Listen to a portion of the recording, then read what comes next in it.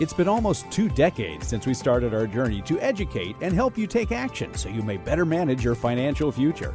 Our goal is to help you accomplish your life's purpose. This podcast reveals financial tips, strategies, and insights that will help you to set your financial goals and guide you along the way. This is Managing Your Financial Future, brought to you by the advisors at Lucia Capital Group. Welcome back once again. Welcome back, Cotter. Did I say that before, Professor Plum? Have I used that opening line on the... Once or twice. We were just talking before we turned on... Here we go again. Before we turned on the microphones about how many people would remember everything that we remember, and phrases the like... minutia. Yeah, the phrases like that. Welcome back, Cotter. I honestly couldn't tell you. Anyway, we welcome you back to the program. Johnny Dean, your podcast host, not an advisor, but here with the advisor, Professor Rick Plum, certified financial planner, CFP professional, and talking about all kinds of different things. Today's topic is one that we haven't covered for a while. I don't know if it's because it's not necessarily planning related, but it does affect a whole lot of people. Now, Professor Plum... But it is planning related because it is what people are doing, and it, to me, reinforces the need to have a plan and know what you're doing with your plan. Yes. Rather than letting what's happening in the market whipsaw you back and forth and scare you into something that may or may not be appropriate. You said it better than I could say it, and that's absolutely true. And I know you've seen this because you work with clients, and generally people who work with financial planners or advisors and things like that, they're generally open to allowing for a plan. That's why they've hired you. Well, by definition, somebody that comes to a planner is looking for a plan, right? So the people we're speaking to, see it. It's still, you can't get rid of human nature, even if you're... Yeah, I was going to say, just because you have a plan doesn't mean you don't second guess. No, and just doesn't mean you don't look around and say, what about this? And especially when things are not going, let's say according to plan, at least not to what you think according to plan is. I mean, the reality is market downturns like this are not unknown. We expect them. We just don't know when to expect them. So this is part of the plan. The plan has to be able to accept this kind of volatility and still be able to work. So it's not like we're planning for the market to go down, but we're planning for what will happen when the market goes down, because it's going to at time go down. So what do? And that's why we have plans. Well, when the party goes on for a long time, when we had low interest rates for over a decade. Oh, long time. I think it was when it started around 2008. I believe, 2009, right around that downturn. So not only did we have a period of more than a decade of low interest rates, we also had a period of growth in stocks, a bull market that lasted technically until, 2020, I guess? Or is it 2018? Anyway, it lasted a long time. And when parties like that happen and they don't go away, people tend to look at them as just the norm. Right. Well, and it became the norm. We did have some volatility. We had a couple of downturns. 2018 was down 19%.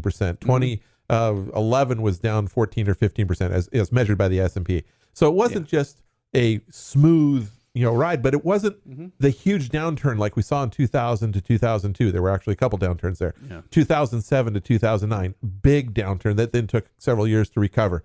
There were smaller downturns, and we saw some very high volatility, but it generally came back fairly quickly. It was down 2% one day and then back up 2 or 3% over the following week or 2 or 3. And so what we lost, we recovered without waiting years for it to recover. We hadn't seen a prolonged downturn. 2020, we saw a downturn. That's where the bull ended, and we got into recession, or not recession at that point, bear territory. But we saw high in March of 2020, saw a low in June, July. I can't remember the exact, and then we're back to where we were in August, September. That was like, wow, did that even happen? People didn't even have enough time to react, which was probably a good thing for them, because it would have scared the heck out of them. But then now we've seen a downturn. Well, this is a prolonged one. And we've seen this in combination with a rise in interest rates that had been predicted, by the way, for a long time, for a good 7, 8, 9 years. I think finally by about 2018, people just gave up predicting that interest rates were going to rise in any significant fashion. I mean, but they had to. We were below historic lows. Well, we were, but then we said, well, heck, it used to be 5% was sort of the norm for the 10-year. But I mean, it's been at 1 or 2 for so long that maybe this is the new norm. This is the new norm. But you can get people predicting, a recovery or a downturn, back to normalcy that may not happen for 3, 4, 5 years. I mean, going back to the famous irrational exuberance speech of 1996, Alan Greenspan, then Fed chief, was saying this market is unsustainable. Mm-hmm. It's crazy. It will come down. And he was wrong in 96 and 97. And 98 and 99, but he was right in 2000. It really came crashing down, and so it's hard to predict when it's going to happen, how long it's going to take, and how far it's going to go down. Well, it's impossible to accurately predict. You could get lucky. So let's talk about this, because during the periods of low interest rates, you wound up with a phenomenon with people who could not get much, if anything, out of their bond portfolios. Well, banks were paying zero. I mean, a bank account may have been paying 0.01%. Many of them are still paying that, by the way. Yeah, I think they're up to 0.05. Yeah, I mean, it's still hardly worth anything. So what did people do? They would... bonds, the 10-year treasury you were mentioning is down at 1.5%, 2%. Mm-hmm. So you're not really getting rewarded there, although they were safe if you held them for 10 years. Sure. But you've got to remember, bonds that you sell before maturity have some risk. They could be a different value than what you thought they were. But if you held it to maturity, you got your 2% or so, whatever. But people didn't want to tie up their money for 10 years to get 2%. And you know why? Well, sure you know why. Because why are they going to tie up their money for 10 years when they're looking at stocks that had been rising at, well, in some cases, well over 10% over a few years? And I could even go to a less growth portfolio. A portfolio of big names, a portfolio that didn't have, the same scary volatility supposedly that the big growth companies did, and I could get maybe 2% in dividend cash flow. Yeah. I could get paid basically the same that I was getting paid in a 10-year bond, but also have growth potential. And it did work for a while. Well, it did. Now what this leads to in both the stock and the bond world is something called chasing yield. What I think what people do, and Professor, you can explain it probably even better than I can, is instead of looking at they're going to go buy a bond, a corporate bond, let's say, or a stock, an individual stock that's paying a dividend, and they look and they say, well, look at this stock. Look, it's paying a 10% dividend yield when I'm looking at other blue chip companies that are only paying 2 or 3. Well, anytime there's a huge disparity in what the cash flow that's coming from a stock is, especially if we're talking about the stocks to begin with, if the typical blue chip value oriented company that's paying dividends is in the 2 range, and you find this other company out here, this outlier, at 10, why? You have to ask yourself, why? Well, people might look and say, but I would much rather own a company that's paying a 10% yield than a 2, wouldn't I?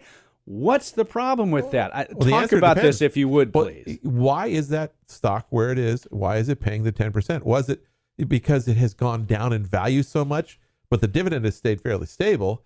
Or is it because, they're borrowing money to make that payment to try to get people to buy into the company, to support it? There are times when buying that high yield is risky, of course, but rewarding, not just from an income standpoint, but sometimes we saw this a lot in 2020, especially with real estate companies and other companies that typically had higher cash flows on their common stocks, where the pandemic crisis scared a lot of investors. I mean, the market went down quite a bit, but the real estate companies and others had a big hit because people were worried about, what are they going to do if people can't pay their rents? What if companies, shut down and the landlords are going to be stuck without any cash flow? And a lot of those companies, they may have been paying, call it 6%. So if you had $100,000 investment, you were getting $6,000 a year in cash flow from it, just as dividends. And all of a sudden, that investment, nobody wanted to buy it, so there was no demand, and so the share price dropped. in some cases by almost half. And just from a pure math standpoint, if I'm getting $6,000 in cash flow on a $100,000 investment, that's a 6% yield. Sure. Now, if the $100,000 investment is cut in half, and it's only $50,000 now, it's only if I wanted to sell it, I couldn't find anybody to buy it for anything more than 50. But that company is still solvent. It's still cash flowing. It's still doing everything it was before. And I'm it's still getting paying $6,000 a year. That's now a 12% yield. That 12% yield looks very attractive. Now the question is that stock price low because of market conditions, not business conditions? Will it continue? Will the company really have problems with rents? Will they? And this is where people were looking at these types of companies, and if they, some very aggressive investors said, you know what, I don't think it's going to be that bad. They'll come back, and we're not going to have mass, companies, going out of business, at least not the ones they're leasing to. And so I'm going to invest now, and I'll get my 12%, and I'll be able to maybe make some money on the appreciation. But it was a big issue because what happened if those companies that they were renting out to did go out of business? What if the non-payment of rent became basically, you don't have to pay rent because that was kind of an issue for a while, depending on how you're doing things. So you could have seen your cash flow dry up and the stock price dry up. In that case, you're taking a significant amount of risk buying that cash flow. I've known people who will look at, who consider themselves savvy investors, and they'll look at, let's say, a bond, a corporate bond that's paying 10, 11, 12%. They'd say, you know what? I'm never touching that thing because there's a reason why it's paying at 10, 11, 12% because, they want to attract me. They have to, there's a greater risk, so I got to be lured in with the greater there that's creating that kind reward. Of yield. Right. But they will also turn around and say, well, look at this company here. They're paying 8, 9, 10% dividend yield. And they consider that a good investment. When honestly, isn't it the same thing? I mean, actually, the stock has less security than the bond does. Well, yeah, but the idea is the same thing. Well, you're still playing a very speculative game, and so the question is always, why is it down, and is that reason a risk that I'm willing to assume? Because there is some risk when everything else in the world is at that 4% mark. Mm-hmm. And this is at 10. Why? What is happening to create that? And is that something that is an anomaly? Is it something that they're working? Is there a way to look at the books and what they're doing, change of management, whatever that they're doing, to then so-called right the ship and be able to come out of the reason they're paying that high income? So you should look at where if it's a stock, where the stock has traded historically. Well, and why is it down? Yeah, definitely look at where the stock has traded historically. Because if the yield's never been in this range before. Yeah, and if it's always been in this range, then that's another reason to look at it and say, well, why are they paying so much more? And just the whole bottom line here is, what risk am I assuming? Yeah. What am I doing? And this is a very difficult issue because most of us don't have the capability to to dig deep enough into the financials, to dig deep enough into the economics of that company and what's going on around it to know whether that is an acceptable risk or not.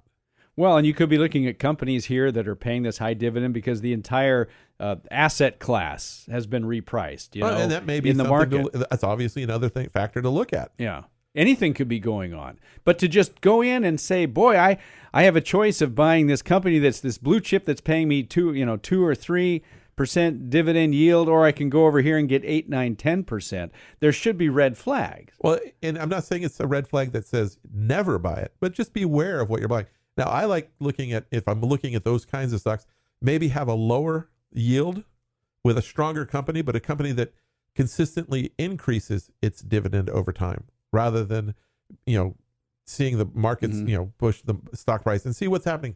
Make sure they have the revenue, the cash flow, the balance sheet and everything to support the dividend and continue going on. But I'll take a little less than the dividend, and one that will potentially increase in the future, because when it does increase, if it does increase, the share price should increase too. And that share price increase will probably be more than that extra dividend that I could have gotten in the meantime. If take the example that you were using, you have let's make the math easy. You have a stock of some company that's $100, and it's paying a $6, Annual. dividend. So that's a 6%. The company, I think you mentioned this example, something happens in the economy, whatever it is, went down to $5 or $50 a share, and it's now down at $50 a share, but it's still paying that 6%, or the $6 dividend, which means it's now paying a $12 dividend. Right, a yield. Well, a yield rather. I'm sorry. It's yield yielding, is a function of price and cash flow. Right. Exactly. Thank you. You have a company now that's in trouble for whatever reason. Let's say. But is it the economy that's saying it's in trouble, or is the company really in trouble? Well, I mean, we don't know. Let's say the company's had problems. They're, the buggy whip manufacturers or something, or gasoline cars. No, but I mean, I'm just saying whatever it is, right? The company has a couple of choices, and they can either cut the dividend.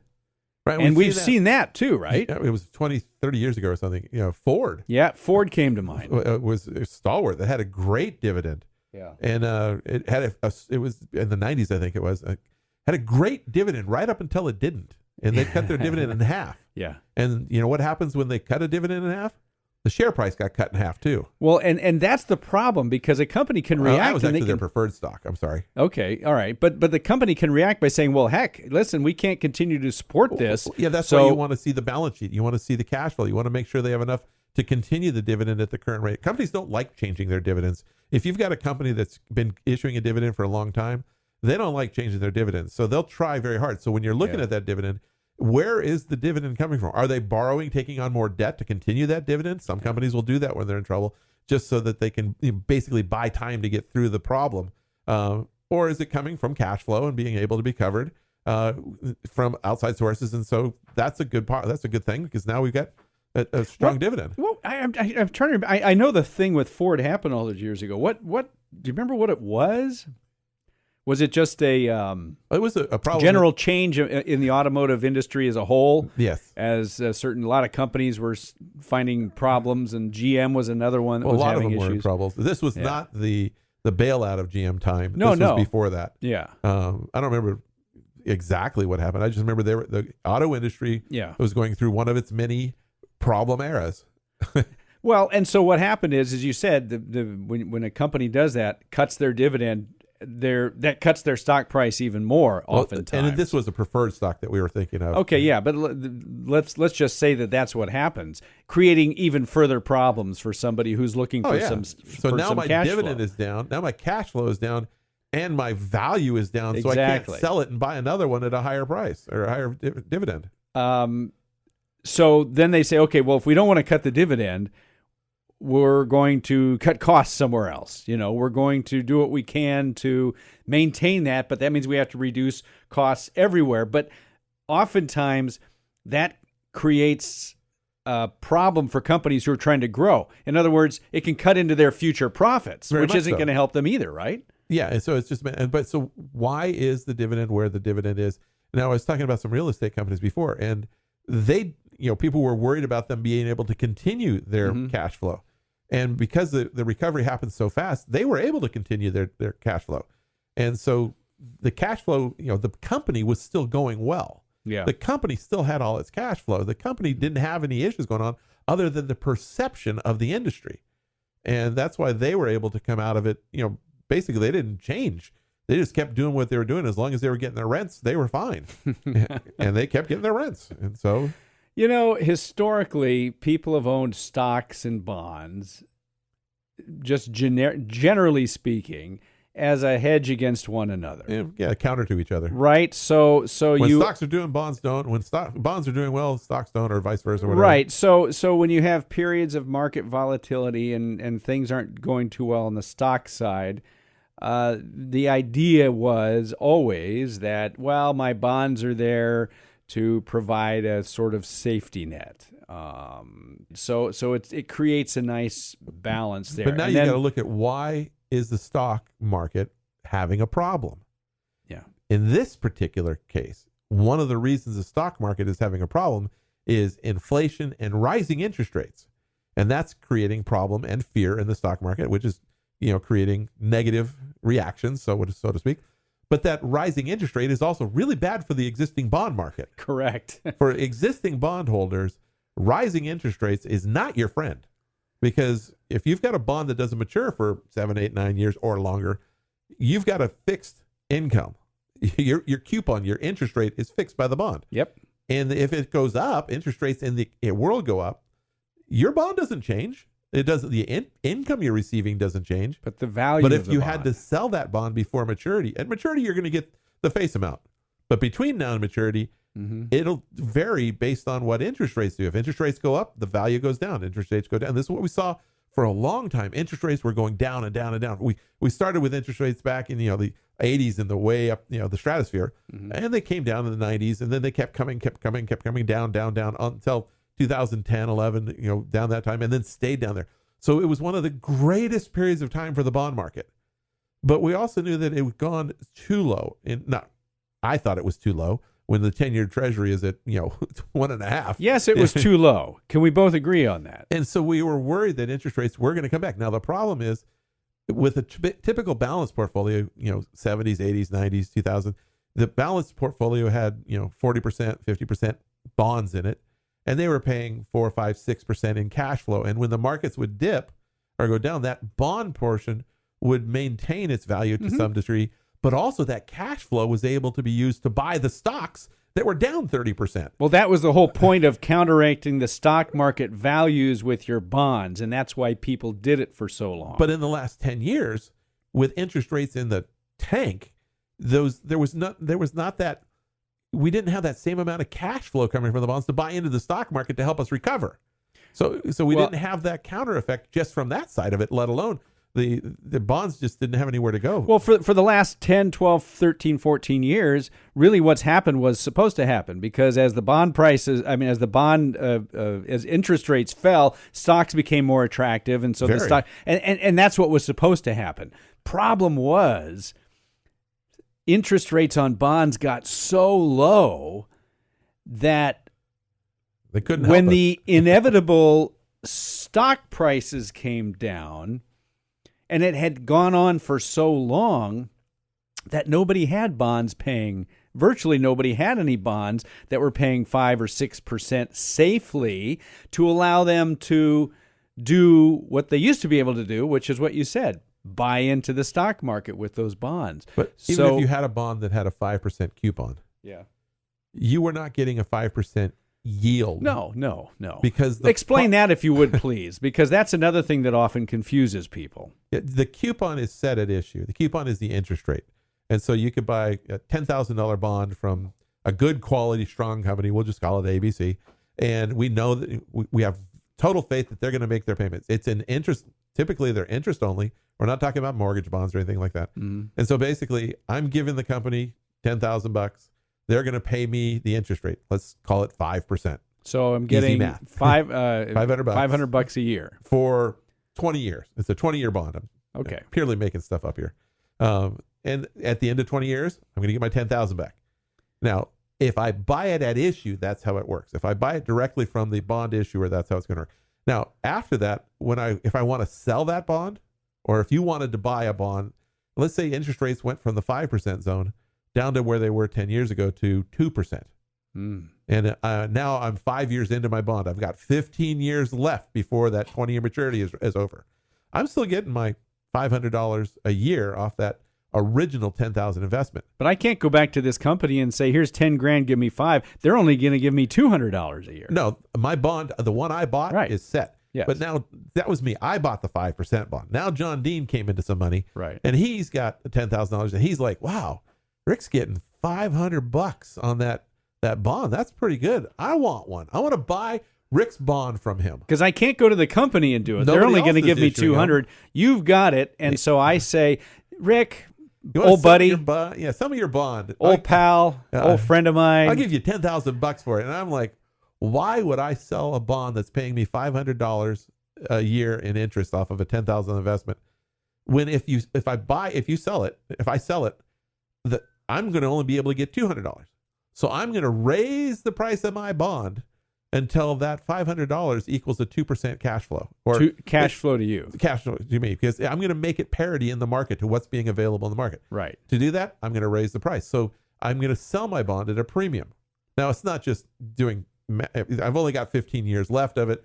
So it's a yield to maturity calculation and all that. But I'm definitely going to raise the price. So instead of, so you can say, well, yeah, John, you can have this thing that's paying $500, but you're going to have to year, pay me $14,000 to get it, or whatever the amount is. Right. I'm going to sell it at a premium. And I say 14, but now I'm only getting a 2%. You're only going to get 2% for the till maturity, because that's what the bonds are paying right now. And I'll say, well, I can go to the company and get it fine for 20 years.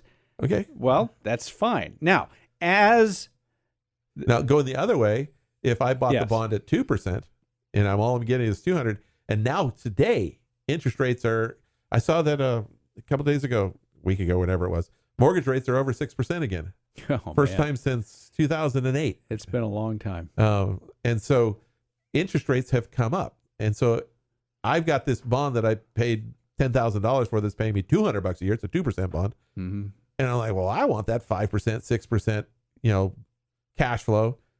I can't, who's going to buy my bond for $10,000? I'm going to have to discount the value. So if I need to sell my bond, I may only get $8,500 for it, or something, depending upon how long it is between now and when it actually matures. Now, if it matures in only a year or two, and then somebody I'll probably discount it by 3%, because if it matures in a year from now, I could get 5% on a new bond. My bond's 2%. I'm giving up 3% a year, but if it's only a year, so I'm going to sell it for 97. Yeah, you've got money out of this over the years. But bonds work in that's inverse how it reaction. works. Yeah, it's just one of those things that, and it's hard to understand. But when interest rates go up, the existing bond prices go down. Prices, the yield, the coupon, the interest rate on the bond is fixed at the issue, but it's all a matter of what's going on. So all the people that have held bonds for a while, when you buy a bond, an individual bond, you need to be happy with it for the remaining term of that bond. So, I mean, if I buy, I was looking at some bonds just the other day for 2-3 year time horizons, and they're in the 3% range. And if somebody were to buy one of those today and interest rates go up to 5%, they need to be happy with, I bought this for a reason. I put the money in. I'm getting my 3%. That's what I wanted. Even though I missed out now because interest rates are higher, but I'm happy with it. Could go down, and maybe I'm getting to be really happy.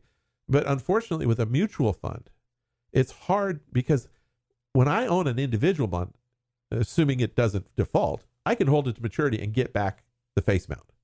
With a mutual fund, they're buying and selling, and they're staying to a specific range of maturities. They don't hold them to maturity. So a lot of these mutual funds are selling the bonds they have now and buying a little bit longer bond to try to get some better yield. Bond funds we're talking about, because they don't have a maturity date. And so they're selling bonds they bought 3, 4, 5 years ago at a loss and buying new bonds. It's hard to deal with mutual funds for bond funds. I'm not a big fan there unless you're dealing with some of the lower quality. But if you're dealing with lower quality, you have to understand where the premium is, as far as, is there enough extra return on those junk or high yield bonds to warrant the risk? Now, the default rate's fairly low on junk bonds, but still, and junk bonds are one area where I would use a mutual fund, because I know that if I were to buy a mutual or a junk bond, it would be the one that fails. It's Murphy's Law. It's like owning one apartment building and having one renter. One apartment unit and having one renter, or having 100 unit apartments and losing one renter. It's not that bad. Yeah. It sort of cushions the blow a little bit. But it's a matter of, how do you go about managing it? How do you manage the risk that you're taking? Do you understand the risk that you're taking? Getting that higher return, there's a reason for that higher return.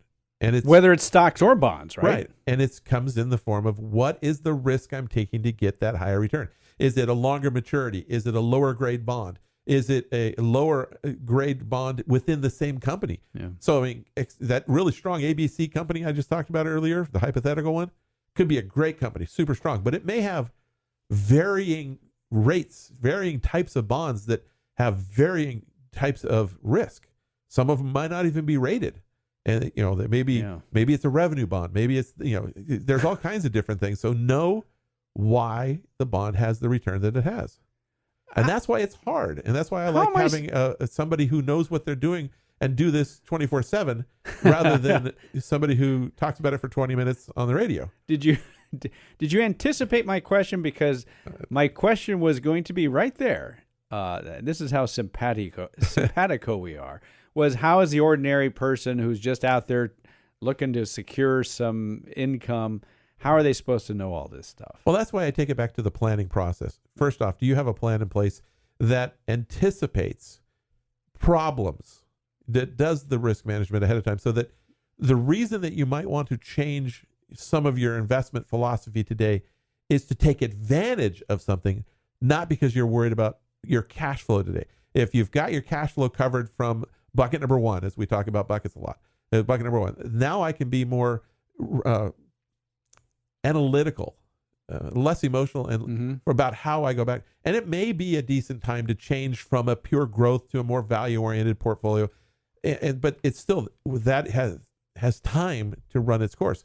But we're looking for reasons to take an opportunity. So the first thing is make sure you have a plan so that you're not reacting to the negativity that the markets bring, whether it be the bond market, the stock market, or any of the other markets out there.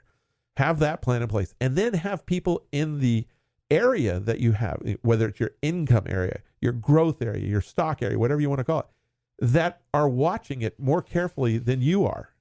That watching not just the individual stocks, but the economy, the movements, the interaction between the U.S. market, the global markets, the emerging markets, and where are we? Are we in a recession? Are we coming out of a recession? Are we going into a deeper recession? What are the analytics showing that may or may not happen? Now, they can't say for certain where we are on the business cycle, but they've got a much better idea of where we are. And knowing where we are in that area says, okay, well, then we need to look at these kinds of stocks instead of these kinds. And you can't, as an individual, unless you're going to do this full time and you know what you're doing, I would say it's impossible to do this over the long haul and have any success at it at all. You've got to have a plan, and you've got to have people. It's like, okay, you're the owner of the team, and you're hiring your team. You've got to have, the right players at the right place at the right time, and you got to have a coach that knows how to use those players and adjust to the difference that the other team is playing against you on a day-to-day basis, on a play-by-play basis. Yeah. You think the owner's going to do that? No, the owner sits back and hires the right people to do it. That's right. You're the owner. It's your money. You hire the general manager, the financial planner, to oversee and make sure everything runs right. And the financial planner will hire the different, skill players for the different fixed income management, and tax and all the other areas. And where I might diverge a little from this analogy is that the owner's going to hire the manager to win. That's their goal. If you are an individual, your goal is not necessarily to get the highest. Well, win is subjective. What's a win for you? A win for you in some cases is I want to have income for the rest of my life. The win is, can you meet your goal? And the goal is cash flow, or is it growth? Is it both? Is it so? What with a planner? The win is your goal.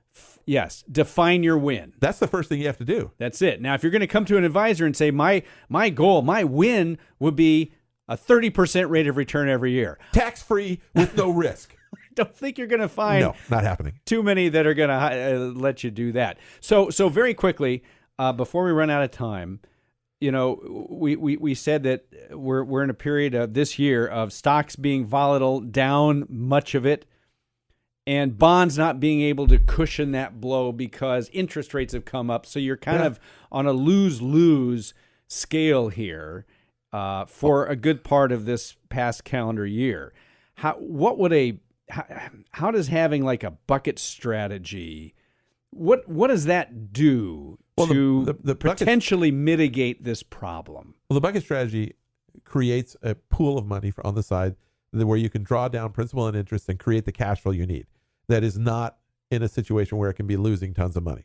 And then for other areas, instead of bonds over the past 10, 12 years, instead of using bonds and bond funds, we've been using stable value from 401ks, fixed annuities that have the appropriate liquidity at the right time. Did you say the A word?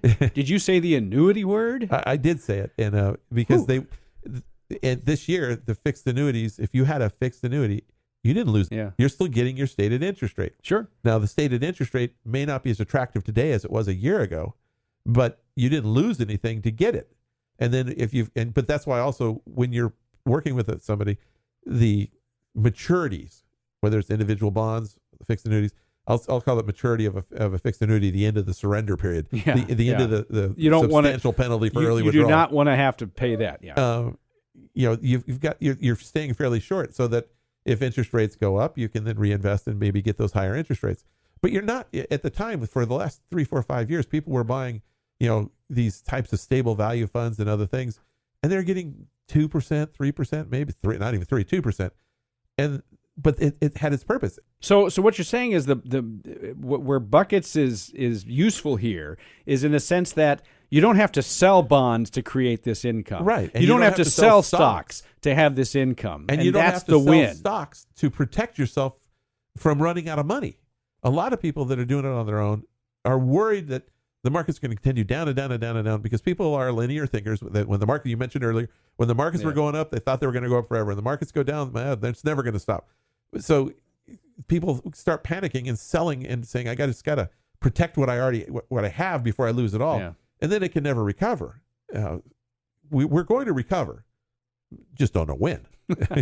Historically, we always have. Talk to the Lucia Capital Group advisors about this stuff. Professor Plum you said at the outset of this podcast, have a strategy. It's why you have a strategy. Know what your win is, what your goal is, let's put it that way, and figure out a way to get there. If you want to talk to any of the Lucia Capital Group advisors about this stuff, they do it all the time. 800-644-1150, 800-644-1150. Professor Plum also talked about the importance of having people behind the scenes who can do this kind of analysis of companies, the hundreds, if not thousands, of different things that could happen with a company and the metrics and all that. The folks at Lucia Capital Group have that, Professor Plum. There is an actual division of people that only do that. Right. We have access to people that can help CFAs, Chartered Financial Analysts, that work on portfolio theory, that work on stock selection, they have access to they call certain CEOs, they'll actually talk to them. They're not talking to me. Well, that's all they do all day. Yeah. They're not very interesting to talk to. Well, sometimes they are. Oh, they can be very interesting if you understand them. But you got to be very careful because they're going to get into stuff that's going to make you feel kind of stupid. Go over your head real quick. Exactly. That's what they do at Lucia Capital Group. It's helpful to have that. You don't want your planners being the same ones that are trying to analyze stocks, and you don't want the stock analysts to be the same ones that are putting the plan together. Well, a lot of the analysts come to the planners and talk about their portfolios, not from a stock selection, but from a tax planning standpoint. Sure, because that's not their thing. No, it's not. 800-644-1150. Also go online, luciacap.com, LUCIACAP.com. Read all the articles, watch the videos, take a look at them, and learn. Knowledge is power. A little phrase I just this moment made up. Never heard that before. Knowledge is power. But it's true. LuciaCap.com. Professor, thank you so much. Next week, I've got Jonathan Savona. He's been with us a couple of times. Let's go back. I'm going to have him back next week because he's got another couple of portions of this planning process that he wants to talk about. And I can't wait to do that. So join us for our next episode with Jonathan Savona. Yeah, who's all also about the plan. A certified financial planner, CFP professional. For this guy here, Professor Rick Plum, our CFP professional, certified financial planner, I'm your podcast host, Johnny Dean. Thanks so much for listening to us. And as always, we will talk to you again next week. The information provided should not be considered specific tax, legal, or investment advice and is not specific to any individual's personal circumstances. Each taxpayer should seek independent advice from a tax professional based on his or her individual circumstances. Different types of investments and/or investment strategies involve varying levels of risk, and there can be no assurance that any specific investment or investment strategy will be profitable for a client's or prospective client's portfolio. Thus, investments may result in a loss of principal. Accordingly, no client or prospective client should assume that the information presented serves as the receipt of or a substitute for personalized advice from Lucia Capital Group or from from any other investment professional. You should always seek counsel of the appropriate advisor prior to making any investment decision. All investments are subject to risk, including the loss of principal. This material was gathered from sources believed to be reliable. However, its accuracy cannot be guaranteed. The information contained herein does not constitute an offer to sell or a solicitation of an offer to buy securities. Investment products described herein may not be offered for sale in any state or jurisdiction in which such an offer, solicitation, or sale would be unlawful or prohibited by the specific offering documentation. S&P 500 Index is an unmanaged index and includes a representative sample of large-cap U.S. companies in leading industries.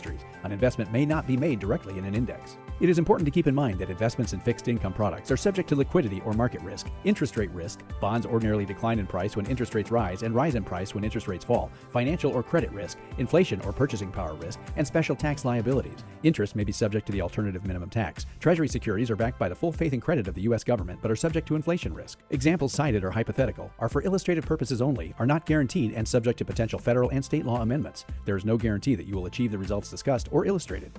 There are two types of equity, common stock and preferred stock. Preferred stockholders have a higher claim to dividends or asset distribution than common stockholders. Preferred stocks are sensitive to interest rates. The share price generally falls as prevailing interest rates rise.